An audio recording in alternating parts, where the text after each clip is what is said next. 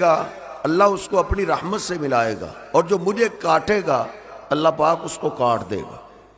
اس لیے حضرت جی رشتہ داری والا معاملہ اتنا اہم ہے، اس کی جزا سزا اللہ سبحانہ و تعالی نے دنیا میں نقد رکھی ہے، اور ایماندار کی نشانی بھی ہے، من کان یؤمن باللہ والیوم الآخر فلیصل رحمہ، جو اللہ کو مانتا ہے، اللہ کے رسول صلی اللہ علیہ وسلم پہ ایمان رکھتا ہے، قیامت کے دن پہ ایمان رکھتا ہے، اس کو چاہیے کہ وہ رشتہ داری ملائے، رشتہ داری ٹوٹنے نہ دے، رشتہ داری کاٹے نہیں بلکہ اس کو ملائے، اپنے رشتہ داروں سے اچھا سلوک کرے۔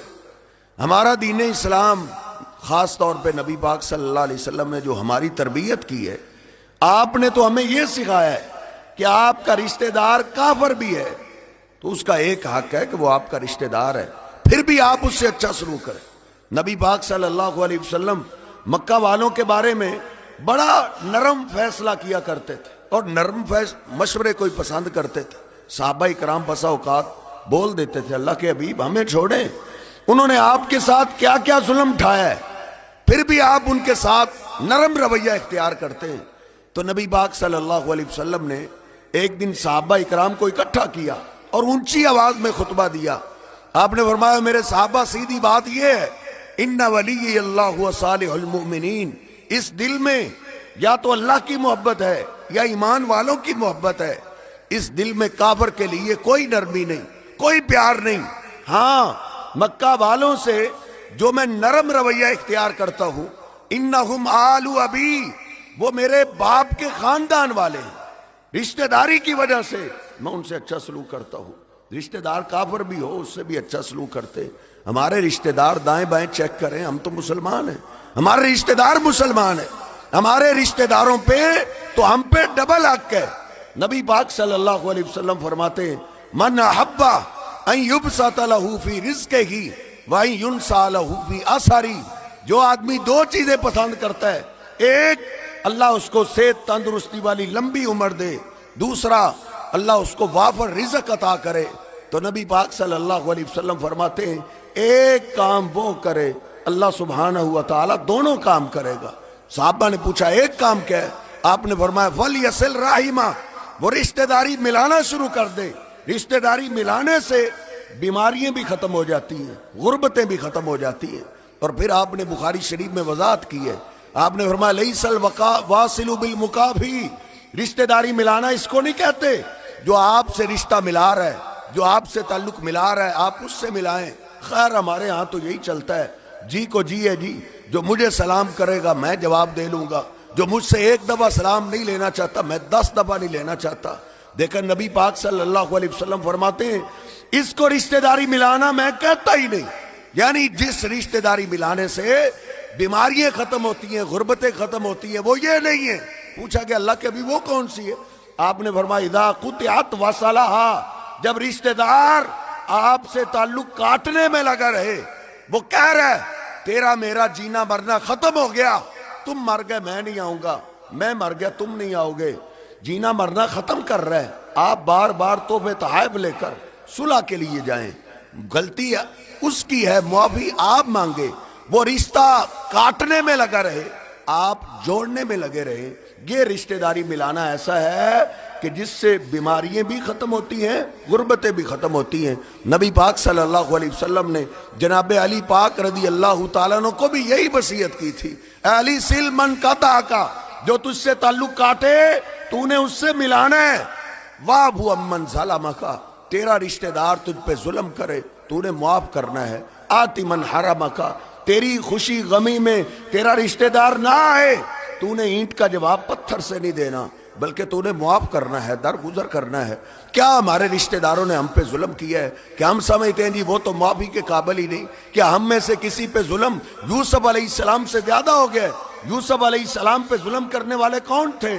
سگے بھائی تھے جنہوں نے مار مار کے کنویں میں پھینک دیا، ابھی بھی ان کے غصے کی پیاس ختم نہیں ہوئی۔ اگلے دن آئے دیکھا قافلے والوں نے نکالا ہوا ہے، غلام بنا کے اپنے بھائی کو بیچ ہی دیا۔ یوسف علیہ السلام مڑیوں میں بکتے رہے، اللہ نے شاہی گھر میں پہنچا دیا، ادھر جوان ہو گئے۔ قرآن کہتا ہے اتنے سالوں میں بھی یوسف علیہ السلام نے کسی کے سامنے اپنے بھائیوں کا شکوہ بھی نہیں کیا تھا۔ پھر اللہ بھی ہے، جب آزماتا ہے تو پھر کمال کرتا ہے۔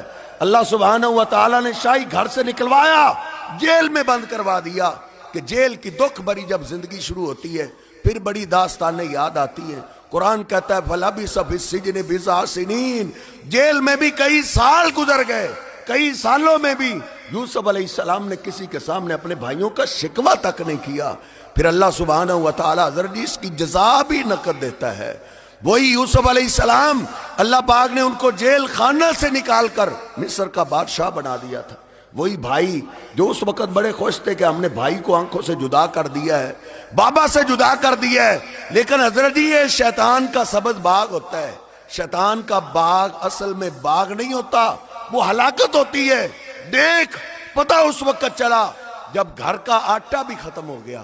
رشتہ داروں پہ ظلم کرنے کی سزا اللہ دنیا میں نقد دیتا ہے، بھلے پیغمبر کے گھر والے ہی کیوں نہ ہو۔ یعقوب علیہ السلام نے اپنے بیٹوں کو کہا مجھے پتا چلا ہے کہ مصر کا ایک نیا بادشاہ بنا ہے، وہ بڑا سخی آدمی ہے، جاؤ پیسے لے جاؤ اور غلہ لے کے آؤ۔ یوسف علیہ السلام نے دیکھتے ہی پہچان لیا کہ یہ تو مجھے مار مار کے کنویں میں پھینکنے والے بھائی آ گئے، یہ تو مجھے غلام بنا کے بیچنے والے آ گئے۔ لیکن دیکھیے بادشاہ مصر کے یوسف علیہ السلام نے ایک تھپڑ کا بھی بدلہ نہیں لیا، بلکہ اپنے ملازموں کو کہا یہ شاہی مہمان آئے، ان کی شاہی مہمان نوازی کی جائے، اور بوریے غلے سے بھر دیے، کہا ان کو پیسے بھی واپس کر دو۔ پھر آئے، پھر غلہ دیا، پھر آئے، باتوں باتوں میں واقفیت ہوئی، کہنے لگے کہیں آپ یوسف ہی تو نہیں ہیں؟ یوسف علیہ السلام نے کتنا سادہ تعارف کرایا ہے، انا یوسف، میں یوسف ہی ہوں اور یہ میرا بھائی ہے۔ بھائی کہاں اٹھے کہ یوسف مصر کا بادشاہ آج تو پھر وہ ہم سے چن چن کے بدلہ لے گا۔ بھائی ڈر رہے تھے، سہمے ہوئے تھے، کانپ رہے تھے۔ یوسف علیہ السلام نے دیکھا، کہا لا تثریب علیکم اليوم، تم سے کوئی بدلہ نہیں، تمہارے ظلم کی بڑی لمبی داستان ہے، لیکن پھر بھی تم میرے بھائی ہو، میں نے تمہیں معاف کر دیا ہے، میرا اللہ بھی تمہیں معاف کر دے گا۔ رشتہ داروں کو بھی معاف کرنا سیکھیے۔ بات ختم کرتے ہیں، نبی پاک صلی اللہ علیہ وسلم کے ساتھ بھی رشتہ داروں نے حضرت یہی سلوک کیا، پتھر مارے، ہر طرح کی تکلیفیں دی، حتیٰ کہ میرے حبیب علیہ السلام کے سر کی قیمت لگا دی 100 اونٹ۔ نبی پاک صلی اللہ علیہ وسلم روتے ہوئے وہاں سے نکلے کہ اللہ کے گھر میرا دل نہیں چاہ رہا میں تجھے چھوڑ کے چلا جاؤں، لیکن میری برادری کے لوگ، میرے قریشی مجھے نہیں جینے دے رہے۔ نبی پاک صلی اللہ علیہ وسلم روتے ہوئے یہاں سے نکلے، اور وطن کی، دیس کی محبت وہ لوگ جانتے ہیں جو پردیس میں رہتے ہیں۔ نبی پاک صلی اللہ علیہ وسلم چند سالوں کے بعد فاتحانہ حیثیت سے 12,000 کا لشکر لے کر مکہ میں آئے، بیت اللہ کے دروازے میں کھڑے ہیں، سارے مکہ کے لوگ قیدی بن کے سامنے بیٹھے ہوئے ہیں۔ نبی پاک صلی اللہ علیہ وسلم نے اللہ کی حمد و ثنا بیان کی، اور آپ نے فرمایا مکہ والو، تمہارے ظلم کی ساری داستانیں مجھے یاد ہیں، میں تمہیں جج بناتا ہوں، تم فیصلہ کرو تمہارے ساتھ کیا سلوک ہونا چاہیے۔ سناٹا چھایا ہوا تھا، سب خاموش تھے، ایک دو سردار بولے کریم باپ کے کریم بیٹے ہو، آپ سے کرم کی اپیل ہے۔ قربان جائے میرے حبیب علیہ السلام سے جب انہوں نے کرم کی اپیل کی، میرے حبیب رو پڑے۔ آپ نے فرمایا مکہ والو، تمہاری اور میری مثال میرے بھائی یوسف کی طرح ہے۔ یوسف علیہ السلام کے بھائیوں نے ظلم میں اخیر کر دی تھی، کسر تم نے بھی نہیں چھوڑی۔ آج میں تمہیں وہی جواب دیتا ہوں جو یوسف علیہ السلام نے اپنے بھائیوں کو دیا تھا، لا تثریب علیکم اليوم، اے مکہ والو تم سے کوئی بدلہ نہیں، سب کے لیے عام معافی کا اعلان ہے، میں نے تمہیں معاف کر دیا ہے، تم اسلام قبول کرو، یغفر اللہ لکم، اللہ بھی تمہیں معاف کر دے گا۔ باقیوں کو جو معاف کر دیتے ہیں تو اپنے رشتہ داروں کو بھی معاف کرنا سیکھیے۔ اللہ سبحانہ و تعالی ہمیں سمجھنے کی توفیق عطا فرمائے۔ واقول قولی ھذا استغفر اللہ لی ولکم ولسائر المسلمین۔ لا الہ الا اللہ وحدہ لا شریک لہ لہ الملک ولہ الحمد وہو علی کل شیء قدیر۔ سبحان اللہ وبحمدہ سبحان اللہ العظیم۔ اللہم صل علی محمد وازواجہ وذریتہ کما صلیت علی آل ابراہیم وبارک علی محمد وازواجہ وذریتہ کما بارکت علی آل ابراہیم انک حمید مجید۔ اے میرے اللہ جتنے ساتھی تشریف فرمائے ہم سب کا سننا سنانا قبول فرما۔ گناہگار ضرور ہے لیکن بندے تو تیرے ہی، اپنی رحمت سے میں معاف فرما۔ اپنے نیک بندوں میں شامل فرما، اپنے حبیب علیہ السلام کے سچے غلاموں میں شامل فرما۔ اے شہنشاہ اللہ، کئی پریشان حال ساتھی تشریف فرمائے، کئی کاروباری معاملے کے اندر پریشان ہیں، آسانی پیدا فرما۔ کئی اولاد کی وجہ سے پریشان ہیں، جن کے پاس اولاد ہے نیک اور نمازی بنا، ماں باپ کے لیے آنکھوں کی ٹھنڈک بنا، ماں باپ کے لیے صدقہ جاریہ بنا۔ اے میرے شہنشاہ، کئی گلشن ویران ہیں، تیری رحمت کو ترس گئے، جن کے پاس اولاد نہیں نیک صالح اولاد عطا فرما۔ کئی مریض اور بیمار بیٹھے ہیں، تمام بیماروں کو شفا عطا فرما۔ کئی گھروں کے اندر بیمار ہیں، کئی ہسپتالوں کے اندر تڑپ رہے ہیں۔ اے شہنشاہ، دنیا کے اندر تو دوا خان نہیں ہے، شفا خانہ تو تیرا ہی ہے، اس دوحل اللہ تمام بیماروں کو شفا عطا فرما۔ اے میرے اللہ، کئیوں کے پیارے تیرے پاس چلے گئے، اللہ ان کی بخشش فرما، ان کی قبروں کو جنت کے باغیچے بنا، ان کی حسنات کو قبول فرما، کمیاں کوتاہیاں اپنی رحمت سے معاف فرما۔ اے شہنشاہ، ہمیں بھی جب تک زندہ رکھنا، عزت ایمان شان والی زندگی نصیب فرمانا۔ اے اللہ، موت ایمان کی خوبصورت حالت کی شہادت کی موت نصیب فرما۔ اے میرے اللہ، یہ ملک ہم نے تیرے نام پہ حاصل کی ہے، تو خود اس کی حفاظت فرما، ضروریات زندگی آسان بنا۔ جو تیرے نام پہ بنے ہوئے ملک کی حفاظت میں لگے ہوئے ہیں تو ان کی مدد فرما۔ اے میرے اللہ، جہاں جہاں بھی مظلوم مسلمان ہیں ان کی مدد فرما۔ اے میرے اللہ، فلسطین میں، برما میں، کشمیر میں جہاں بھی مظلوم مسلمان ہیں ان کی مدد فرما۔ اے میرے اللہ، مسلمان حکمرانوں کو غیرت والی زندگی گزارنے کی توفیق عطا فرما۔ اے اللہ، مسلمان حکمرانوں کو توفیق دے دے کہ اپنے کمزور بھائیوں کی مدد کر سکیں۔ اے میرے اللہ، اس وطن عزیز کی حفاظتیں فرما۔ اے میرے اللہ، جو تیرے نام پہ بنے ہوئے ملک کی حفاظت میں لگے ہوئے ہیں تو ان کی مدد فرما۔ اے شہنشاہ، جس انتظامیہ نے، جن ساتھیوں نے یہ اہتمام کیا، انتظام کیا، قبول فرما۔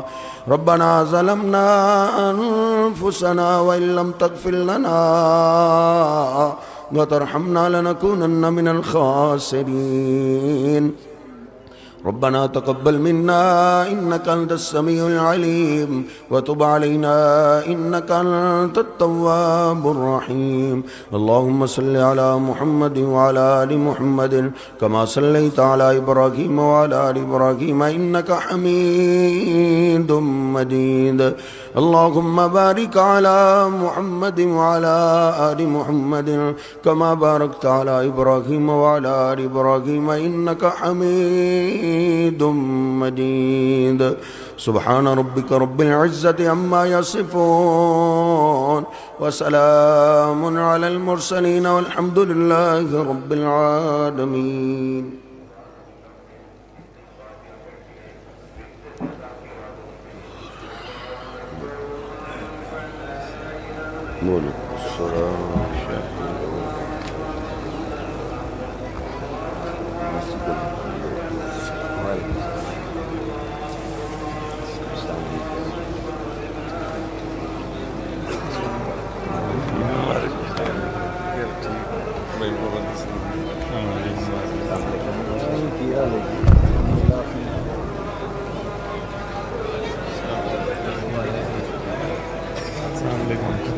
چلیے اعلان کرو، اعلان کرو چاہتی۔ یہ کسی کی چابی رہ گئی ہے، جس کی بھی ہو یہاں سے آ کے لے لیں، گاڑی کی چابی ہے کسی کی۔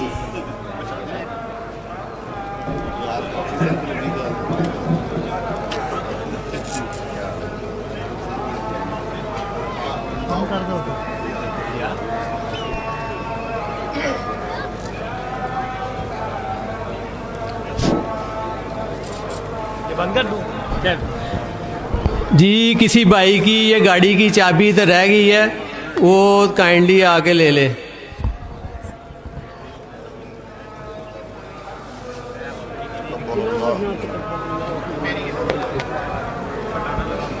شکریہ جی، شکریہ۔